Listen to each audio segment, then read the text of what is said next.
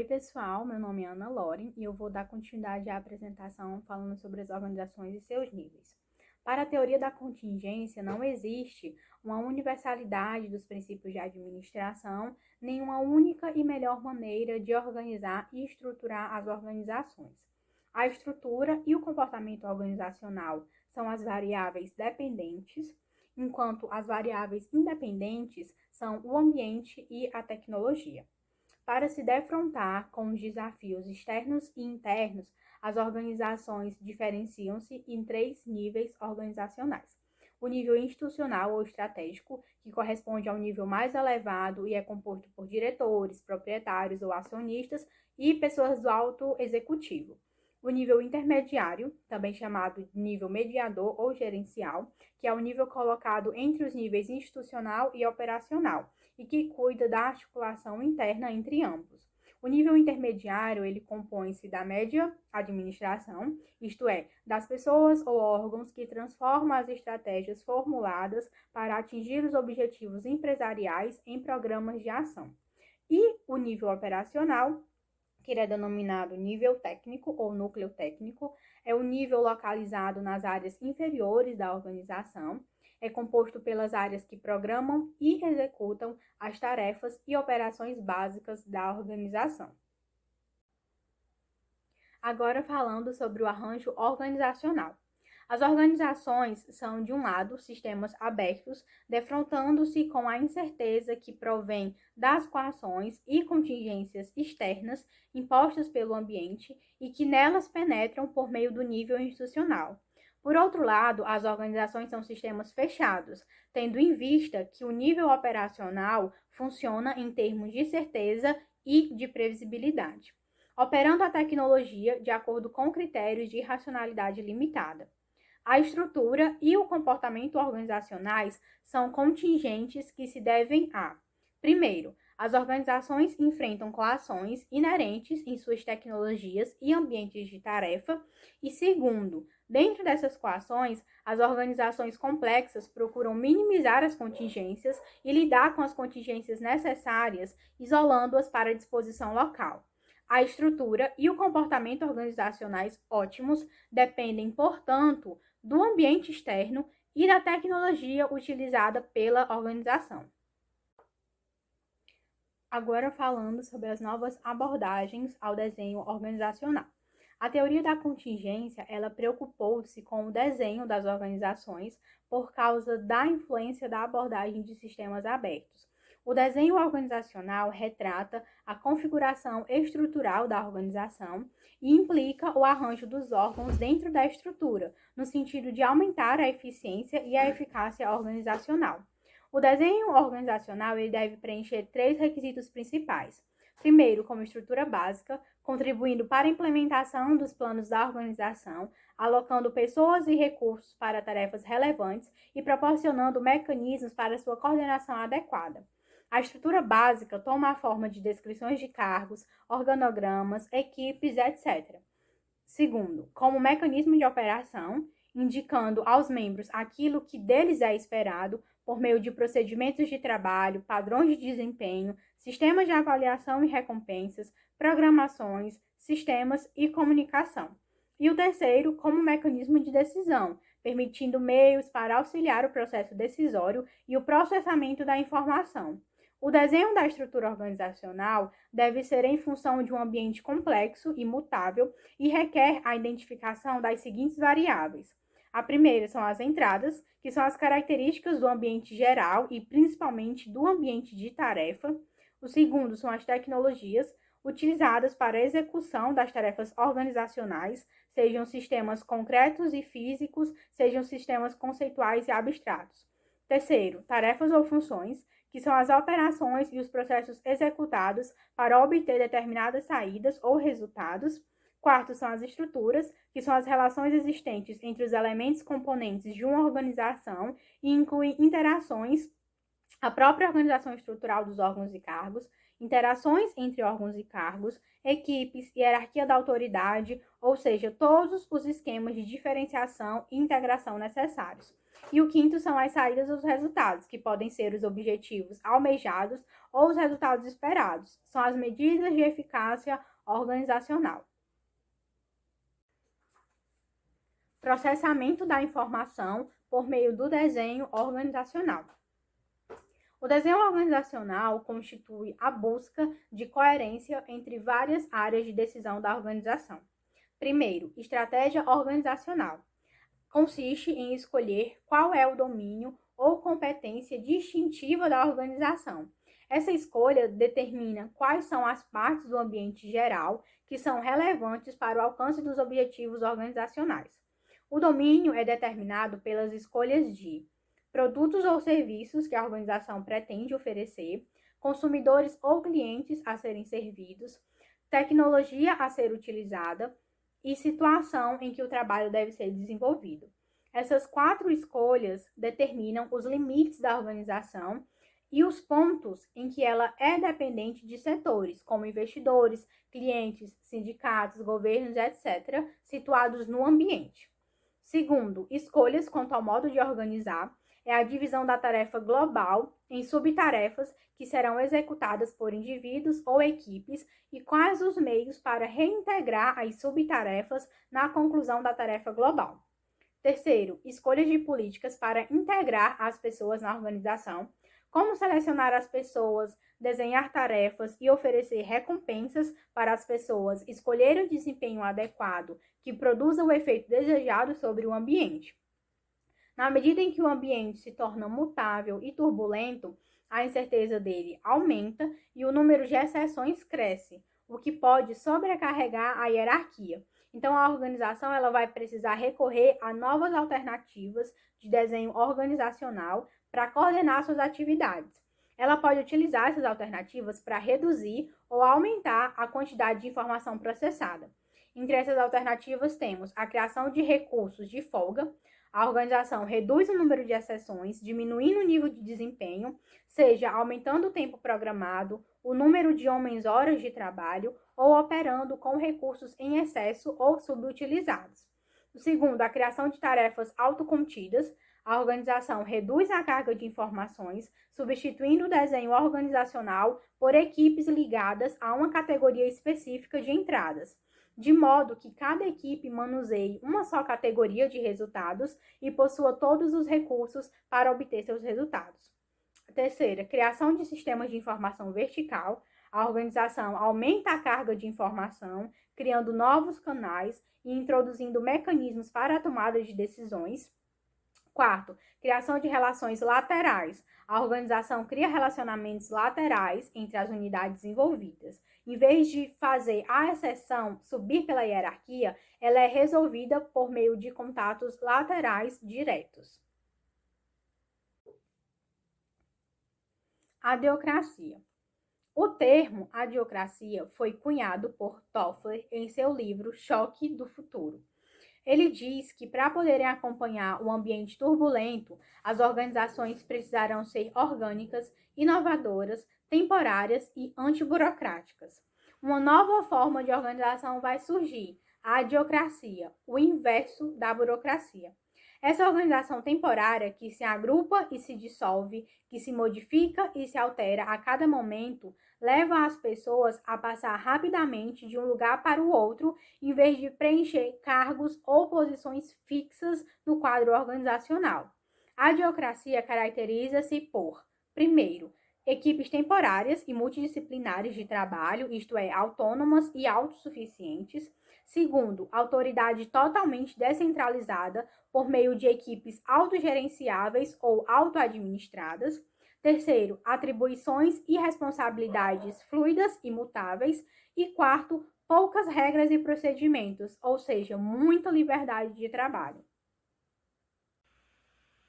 Organização por equipes.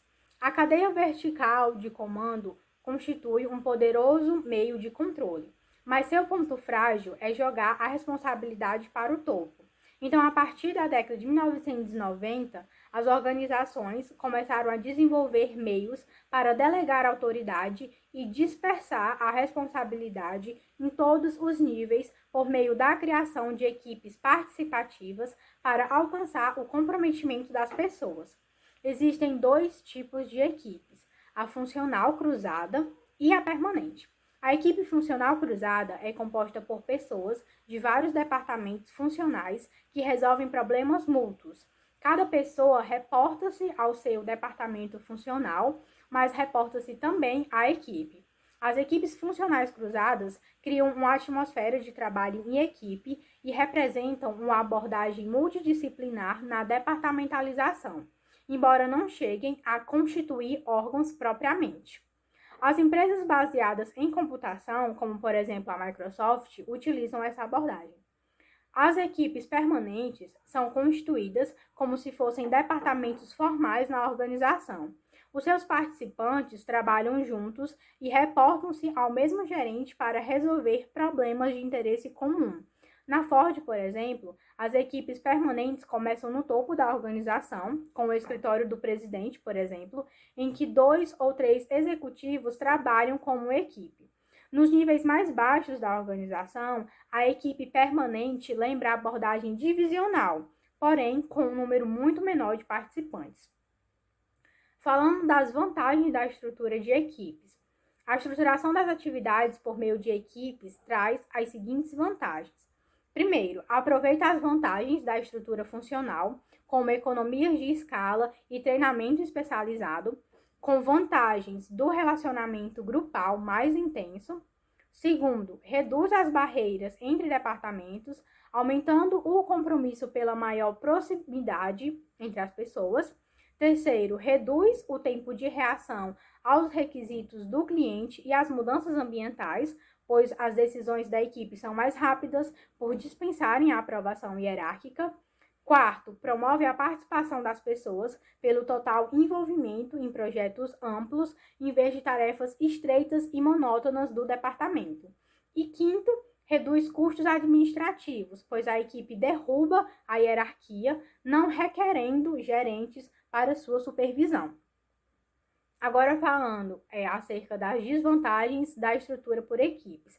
A estruturação por equipes apresenta desvantagens também, como: primeiro, apesar do entusiasmo pela participação, os membros da equipe enfrentam conflitos e uma dupla lealdade. Segundo, há um aumento de tempo e recursos despendidos em reuniões, o que aumenta a necessidade de coordenação. Terceiro, pode provocar descentralização exagerada e não planejada, enquanto os gerentes departamentais tomam decisões de acordo com os objetivos organizacionais. Nem sempre os membros da equipe têm uma noção corporativa e tendem a tomar decisões que são boas para a equipe e que podem ser más para a organização como um todo. Agora falando sobre as abordagens em redes. A mais recente abordagem de organização é a chamada rede dinâmica. A estrutura em rede significa que a organização desagrega as suas funções tradicionais e as transfere para empresas ou unidades separadas que são interligadas por uma pequena organização coordenadora, que passa a constituir o núcleo central.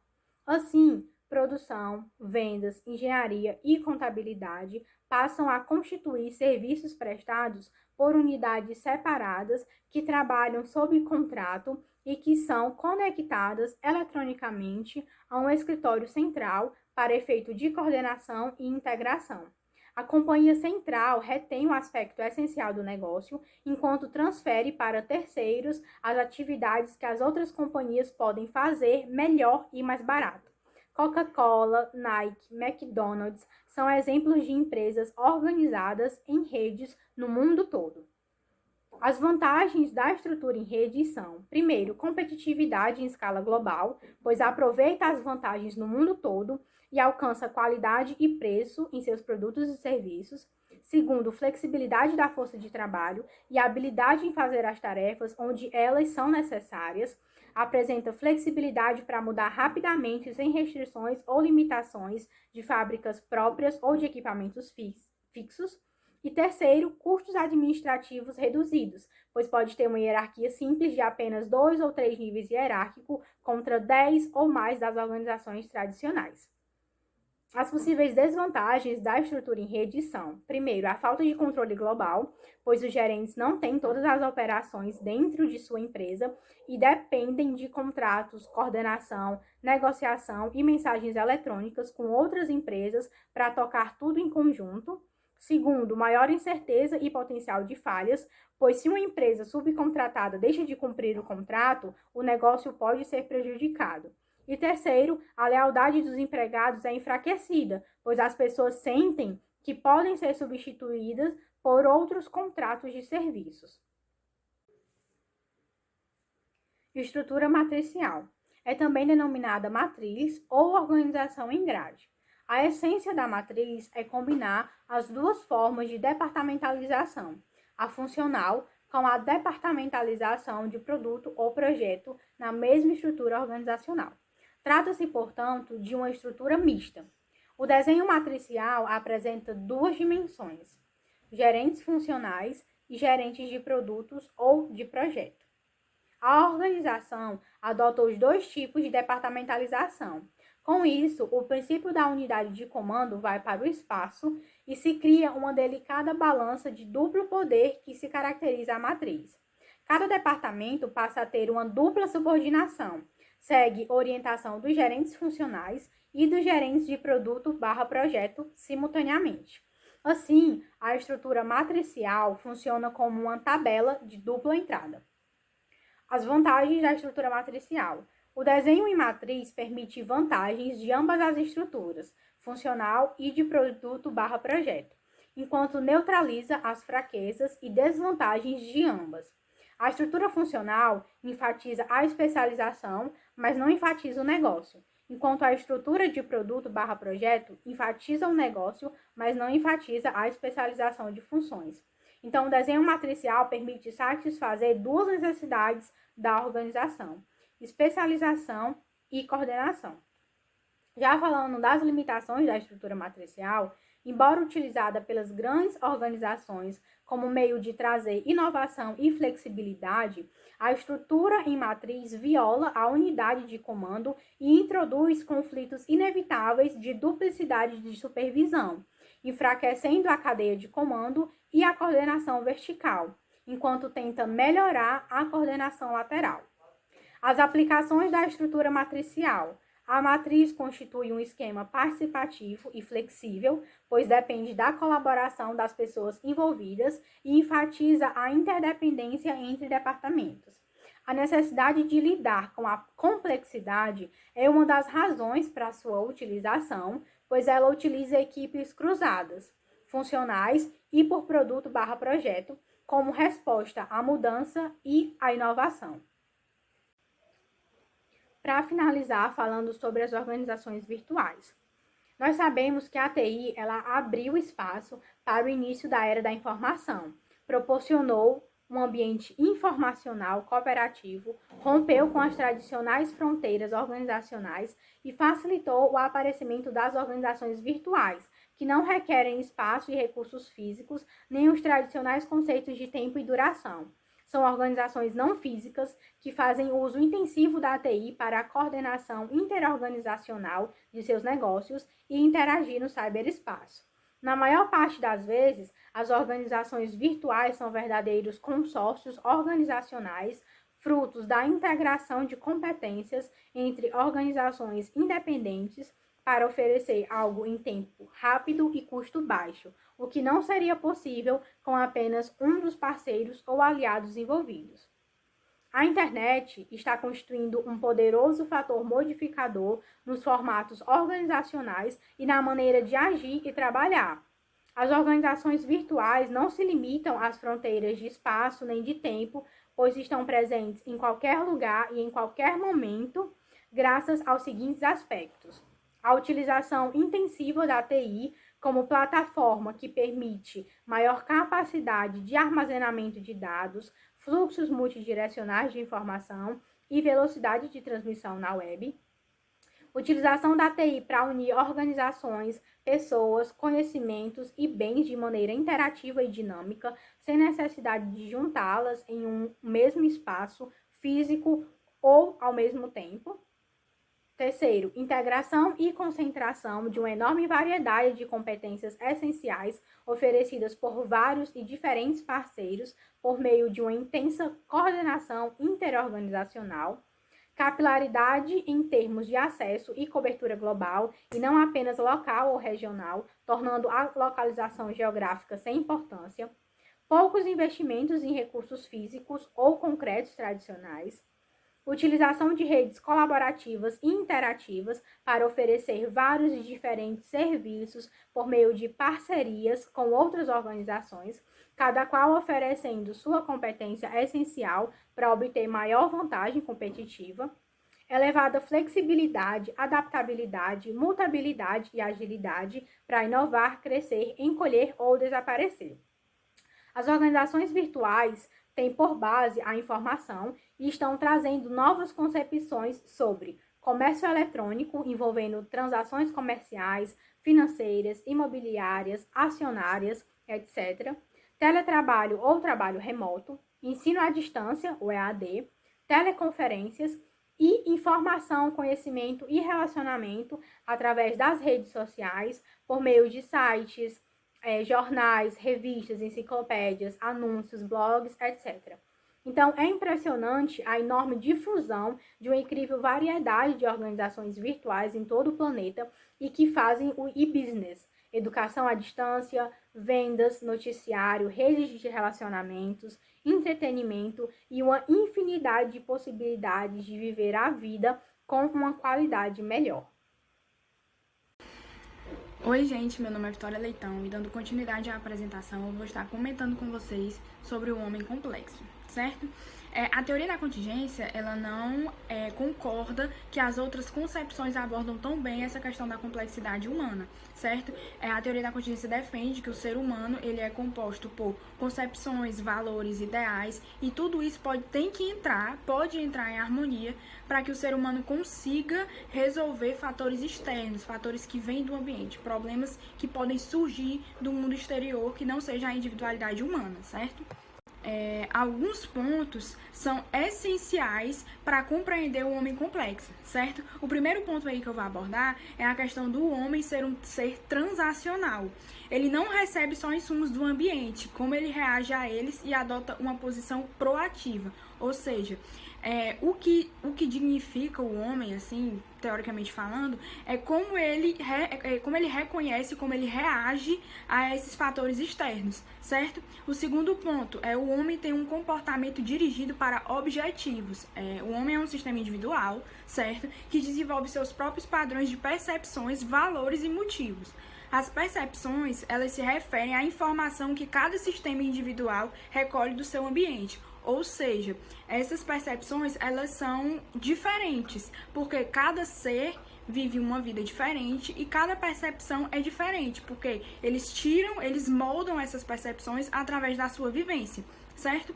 E o terceiro ponto é que os sistemas individuais não são estáticos, eles estão em desenvolvimento contínuo, ou seja, embora sempre mantendo sua identidade e individualidade ao longo do tempo, eles sempre estão mudando de acordo com o que vai acontecendo externamente, certo?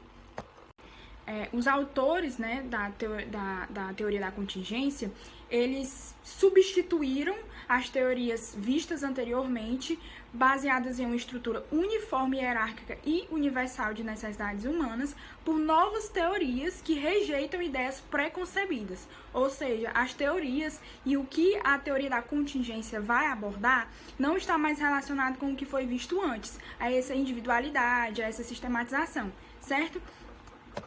O primeiro modelo que a gente vai abordar aí é o modelo de Vroom, certo? É um modelo contingencial proposto por Victor Vroom. Não sei se pronuncia assim, mas essa teoria ela mostra que o nível de produtividade depende de 3 forças básicas em cada indivíduo. A primeira, as expectativas, a segunda, as recompensas e a terceira, as relações entre expectativas e recompensas. Ou seja, as expectativas são objetivos individuais, certo? Cada ser, cada humano, cada homem tem a sua expectativa, certo? E essas recompensas, elas são enviadas para os homens de acordo com o que vai sendo realizado, de acordo com que essas expectativas vão sendo alcançadas, certo? E essas relações entre expectativas e recompensas é a capacidade percebida de aumentar a produtividade, porque a partir do momento que vê o que você está fazendo está surtindo efeito e você está recebendo recompensa por isso, você percebe que a sua produtividade está aumentando e você vai se sentir mais inspirado em estar realizando determinada atividade, certo? O segundo modelo que eu vou estar abordando com vocês é o modelo de Lawler, certo? O modelo proposto por Vroom foi desenvolvido por Lawler, que o relacionou com o dinheiro. As conclusões de Lawler são as seguintes. A primeira, as pessoas desejam dinheiro porque ele permite a satisfação de necessidades fisiológicas e de segurança, né? Como, por exemplo, alimentação, lazer, conforto, padrão de vida e etc, certo? E o segundo ponto é que se as pessoas creem que a obtenção do dinheiro depende do desempenho, elas irão se dedicar a esse desempenho, justamente em busca do que foi falado anteriormente, né? Essa questão do padrão de vida, da qualidade de vida e de status, prestígio, essas coisas, certo? Já no modelo de impulso motivacional, a motivação humana, ela é muito importante e é muito mais complexo do que se pensava nas outras teorias, certo? E os modelos que procuram explicá-la abordam apenas algumas de suas características, certo? Características essas, que é o impulso de adquirir, impulso de formar laços, impulso de compreender e impulso de defender, certo? Todos esses impulsos estão intimamente interligados e interagem entre si, certo? Para satisfazer esses impulsos humanos, as organizações costumam utilizar 4 alavancas organizacionais básicas. A primeira, o sistema de premiação e recompensas, ou seja, aquilo que você for fazendo, você vai sendo premiado e você vai vendo que está surtindo efeito, certo? O segundo ponto é a cultura organizacional, ou seja, para satisfazer o impulso de formar laços sociais, relacionamentos, amizades e ambiente social, reconhecimento do clima, confiança e compromisso das pessoas. Essa cultura organizacional, ela é extremamente importante porque ela vai disseminar o que cada pessoa vai fazer dentro de uma determinada situação para que se estabeleçam vínculos, certo? O terceiro ponto é a gestão do desempenho. Para satisfazer o impulso de defender, ter o seu lugar e papel, ampliar, melhorar, garantir, competir e obter justiça e equidade. Ou seja, essa gestão do desempenho, ela vai observar principalmente como cada um está agindo e se eles estão realmente fazendo aquilo que lhes foi determinado, certo? É importante ressaltar também que todos esses laços interligados, eles conseguem gerar uma autonomia significativa, né, uma liberdade de pensar entre essas pessoas, né, com 4 aspectos fundamentais dessas organizações. Tarefa, o que é que se vai fazer, o tempo, quando se vai fazer, o processo, como será feito e a equipe, com quem está formando essa equipe, certo? Outro ponto importante também é a questão do clima organizacional, né? O conceito de clima organizacional representa o quadro mais amplo da influência ambiental sobre a motivação, ou seja, como as pessoas estão sendo organizadas, como o homem está sendo organizado para desempenhar suas atividades, certo? Esse ambiente organizacional, ele apresenta certas propriedades que podem provocar motivação para determinados comportamentos. Assim, as dimensões do clima organizacional são: primeira, estrutura organizacional; segunda, a responsabilidade; terceira, os riscos; quarto, as recompensas; 5, o calor e apoio; e o sexto, o conflito. Essa questão do conflito eu achei muito interessante porque é onde gera a questão da dúvida, onde as coisas são questionadas, aquilo que deu certo é questionado, aquilo que não deu certo também é questionado. Então, na maioria das vezes, esse conflito é o que gera o desempenho, certo?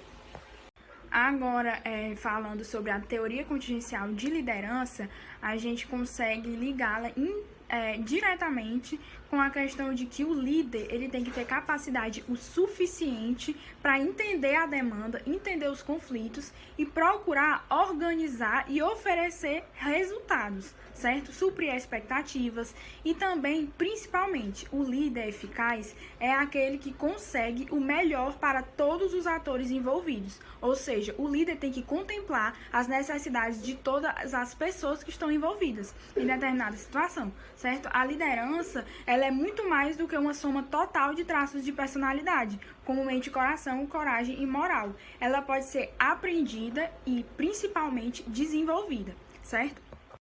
Agora falando sobre o modelo contingencial de liderança que foi desenvolvido por Fielding, eu também não sei se pronuncia assim, certo? Mas ele é baseado principalmente no fato de que não existe um estilo único de liderança, ou seja, a liderança é uma só, certo? Os estilos eficazes de liderança são contingenciais. Para ele, há 3 dimensões situacionais que influenciam a liderança eficaz. A primeira é as relações líder-membros, a estrutura da tarefa e o poder da posição do líder. Ou seja, essa questão do poder da posição do líder é as pessoas respeitarem a autoridade formal atribuída ao líder, certo? Além disso, o líder pode apresentar 2 orientações. A primeira é a orientação para as relações humanas, quando tende a uma abordagem mais democrática, certo? E a orientação para a tarefa, quando tende a uma abordagem diretiva e controladora, focalizada na atividade e no resultado da tarefa.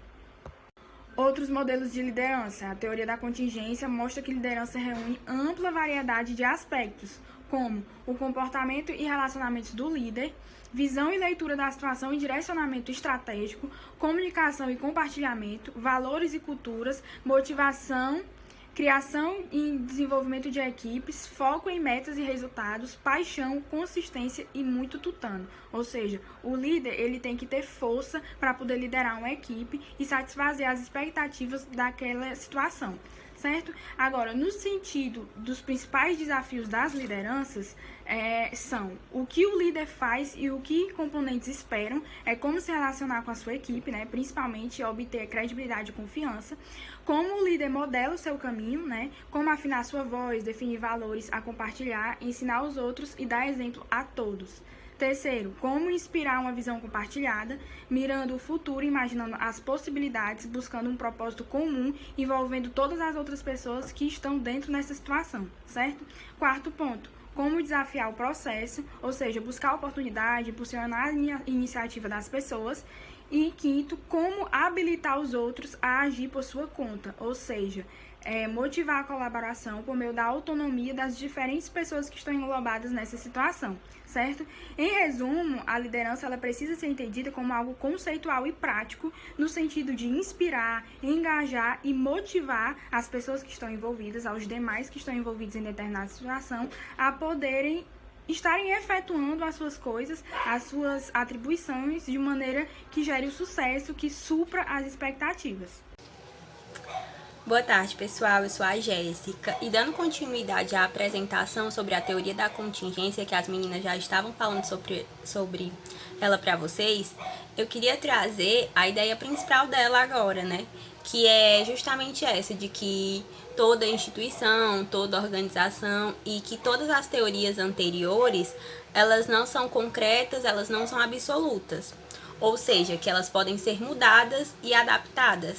E dentro disso, a teoria da contingência, ela traz alguns aspectos para a gente. E eu vou citar eles agora para vocês.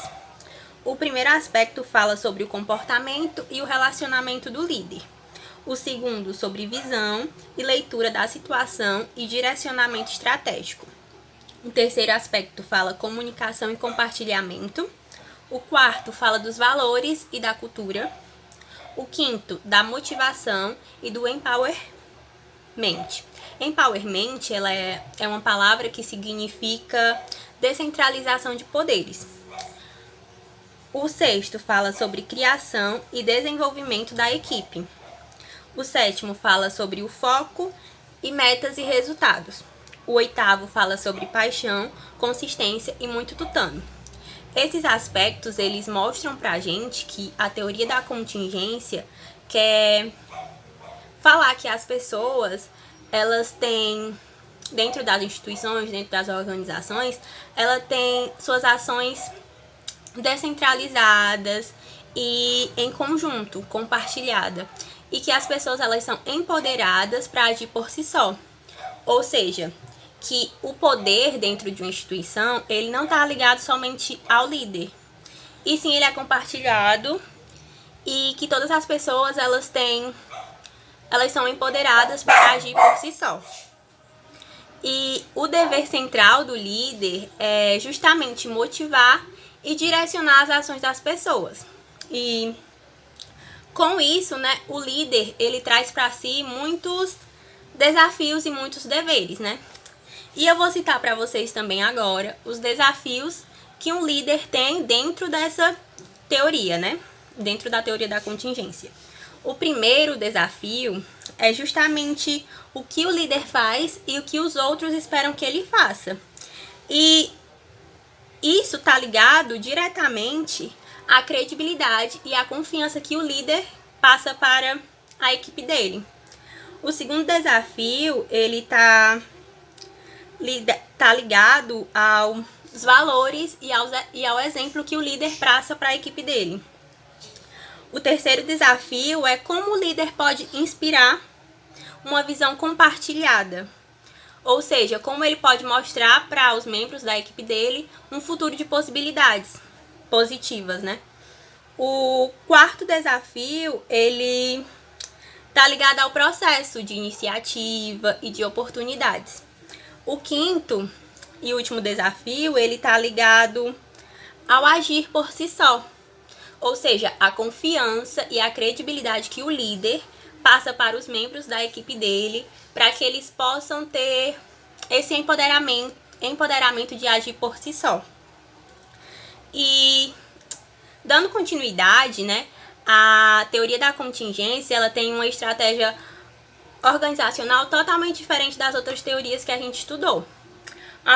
Nas outras teorias, a estratégia organizacional era rígida, formal, direcionada, centralizada.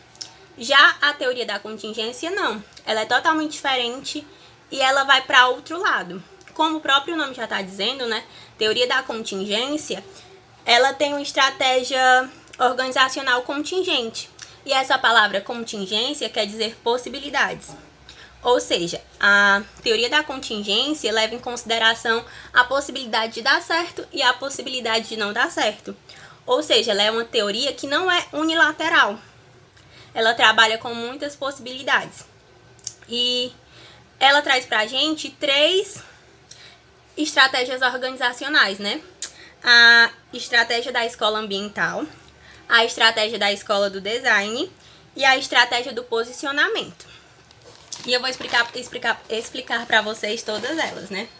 A estratégia da escola do ambiente, ela traz pra gente a ideia de que o ambiente ele não é um fator, e sim ele é um ator que está diretamente ligado às nossas ações. Para explicar, eu vou dar 3 exemplos. O primeiro é da nossa vida pessoal, que a gente tem ações diferentes no ambiente virtual, que são diferentes de uma pizzaria que a gente vai com os nossos amigos, que é diferente do nosso agir na faculdade e do nosso agir no trabalho. O segundo exemplo que eu vou dar é de uma empresa que ela é virtual e física, né? Uma loja virtual e uma loja física. As pessoas que trabalham nessa loja, elas vão ter atitudes diferentes para trabalhar no meio virtual e para trabalhar no meio físico. E o terceiro exemplo que eu quero dar é sobre a enfermagem, né? Que o mesmo profissional que trabalha na atenção primária à saúde, que também trabalha num centro cirúrgico, né?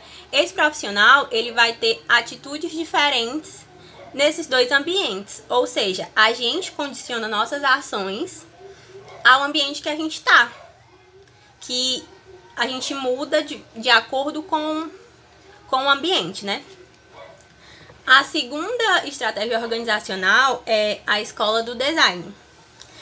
Essa escola do design, ela leva mais 2 nomes, né? Ela também é chamada de escola do desenho estratégico ou escola de abordagem de adequação. Essa escola, ela leva em consideração 2 aspectos, né? O primeiro, que é o aspecto interno das organizações, e o segundo é o aspecto externo do ambiente.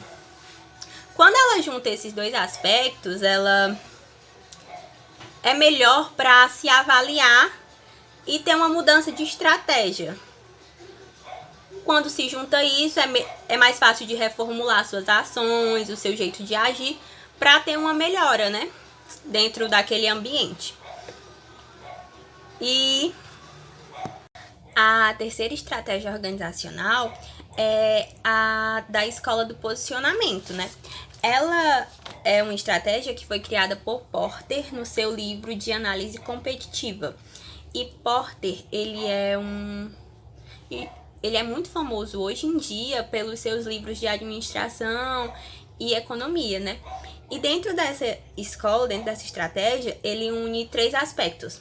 Os 2 da escola de design, que são os aspectos internos da organização, os aspectos externos do ambiente, e ele traz um terceiro, né, que é os aspectos externos da organização. Quando ele junta esses 3 aspectos, ele consegue, com mais força e mais facilidade, construir estratégias para melhorar o que está errado dentro daquela organização. Muito mais do que só os 2 da escola de design. E para continuar falando da teoria de contingência, eu queria resgatar o que eu falei lá no início sobre a teoria, né?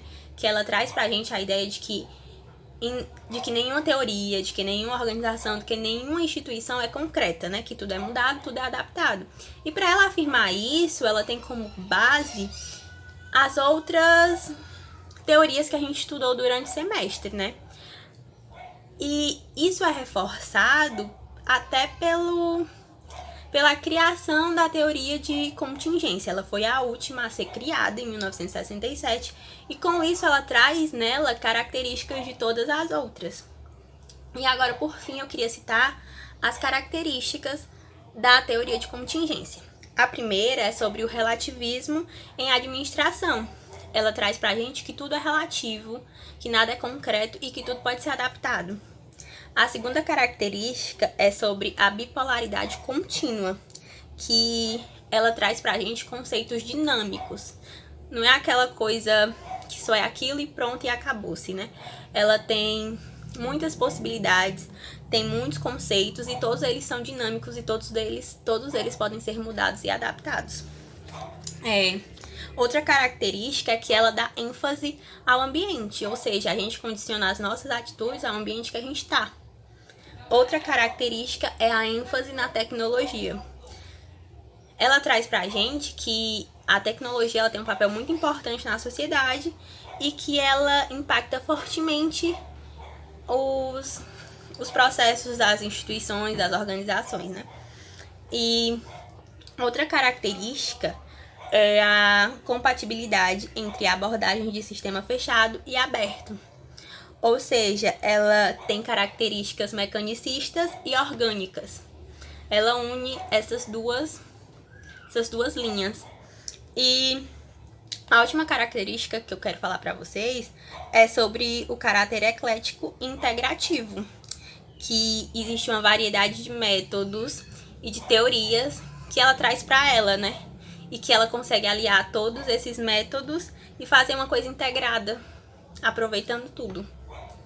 E era sobre isso que eu queria falar, sobre a teoria de contingência para vocês. Obrigada!